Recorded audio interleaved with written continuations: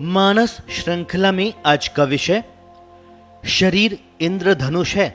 बरसात के मौसम का मनोहारी दृश्य बिना इंद्रधनुष को देखे पूरा नहीं होता।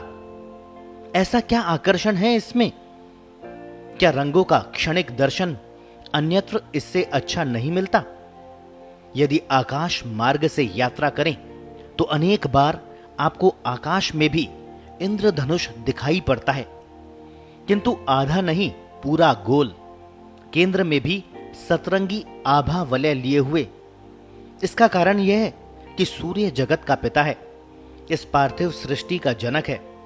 अतः इसकी रोशनी के सभी रंग सृष्टि के हर जड़ चेतन में मौजूद होते हैं, दिखाई भले ही नहीं पड़ते हों।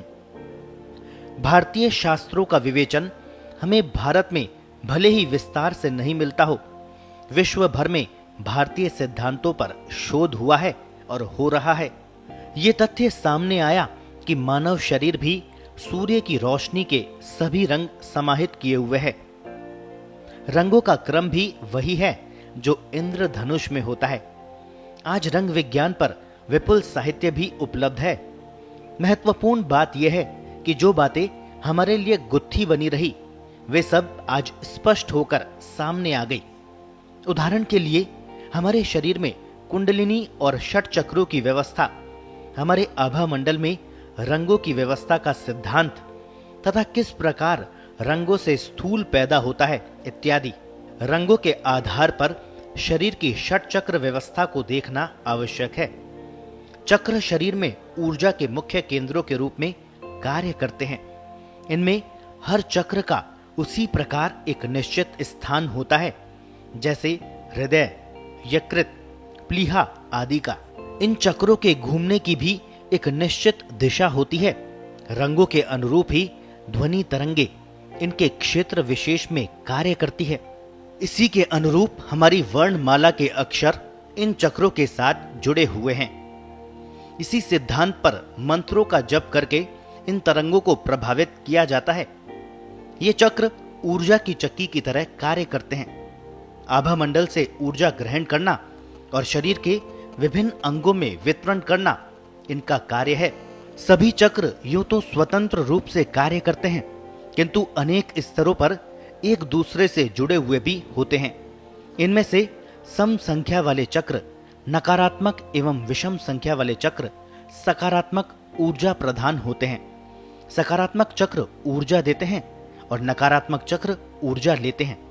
युगल रूप में कार्य करते हुए ये चक्र शरीर, बुद्धि और मन का पोषण भी करते हैं और उपयोग के बाद उच्छिष्ट का विसर्जन भी करते हैं। ये विसर्जन भी ऊर्जा के रूप में आभा मंडल के माध्यम से किया जाता है। हमारी रीढ़ के मूल स्थान पर एक सबसे छोटा चक्र होता है, जिसे मूलाधार चक्र कहते हैं। इसका रंग लाल होता है। यह हमारे शरीर का मूल आधार है, जो हमें पृथ्वी केंद्र से जोड़कर रखता है, वहीं से अपनी ऊर्जाएं प्राप्त करता है। व्यक्ति के जीवन के सभी अनुभव इसी केंद्र के माध्यम से संचित होते हैं। हमारे शरीर का स्वास्थ्य भी इसी केंद्र के संतुलन पर निर्भर करता है। मूलाधार से कुछ ऊपर पेडु स्थान से दूसरा चक्र होता है, स्वादिष्ठान चक्र। इसका रंग नारंगी है। यह व्यक्ति के भावनात्मक जीवन का संचालन करता है। प्रेम, करुणा, दया आदि स्वाभाविक गुणों के अनुरूप इसमें गुलाबी रंग भी दिखाई पड़ता है। नाभि स्थल के पीछे रीढ़ खंभ में ही मणिपुर चक्र होता है, जो हमारे शरीर की बैटरी का कार्य करता है। ऊर्जा का रंग यहां पीला होता है। व्यक्ति के बौद्धिक विकास में इसकी महत्वपूर्ण भूमिका है। गर्भाशय में व्यक्ति का विकास नाभि द्वारा होता है, अतः शरीर की वितरण प्रणाली का केंद्र बिंदु भी नाभि है। नाभि में हमारा अमृत कुंड है, अर्थात मणिपुर चक्र के भीतर भी अन्य संस्थाएं कार्य करती है, जो मात्र ऋण शोधन की दृष्टि से बहुत आगे जाकर समझ में आ पाती है। हृदय चक्र तो नाम से ही समझा जा सकता है। इसे अनाहत चक्र भी कहते हैं। यह जीवन के सभी संचित संस्कार का क्षेत्र होता है। हृदय चक्र का रंग हरा होता है। संस्कारों के बंद खोलना ही विष्णु ग्रंथि कहलाता है। हृदय और नाभि चक्र के बीच एक सूर्य चक्र भी होता है। कंठ स्थल पर विशुद्धि चक्र होता है। इसका रंग नीला होता है। यह जीवन की प्रवृत्तियों का नियंत्रक केंद्र है। यहां प्रवृत्तियों का परिष्कार किया जा सकता है। स्थूल रूप से हमारे श्वास प्रश्वास का स्थान भी यही है। भ्रुकुटी पर आज्ञा चक्र होता है, जिसका रंग हल्का बैंगनी होता है। इसका महत्व अनेक दृष्टियों से आंका गया है। ऊर्जा स्वरूप कुंडलिनी का भी लक्षित स्थल भी आज्ञा चक्र है। पराशक्तियों के अनुभव का स्थान भी यही है। यहां पहुंचकर ही व्यक्ति को आत्मदर्शन होता है। उसकी सृष्टि सम हो जाती है, द्वंद्व समाप्त हो जाता है। आज्ञा चक्र से ऊपर सिर में सहस्रार चक्र होता है।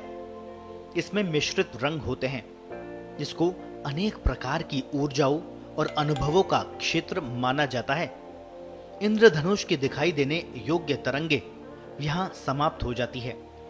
इसके बाद जो कुछ भी दिखाई पड़ता है वह स्थूल से परे होता है। शरीर के सभी चक्र रीढ़ में स्थित होते हैं और आभा मंडल की सातों परतों से जुड़े रहते हैं। इंद्रधनुष के ये 7 रंग ही हमारे जीवन का संचालन करते हैं।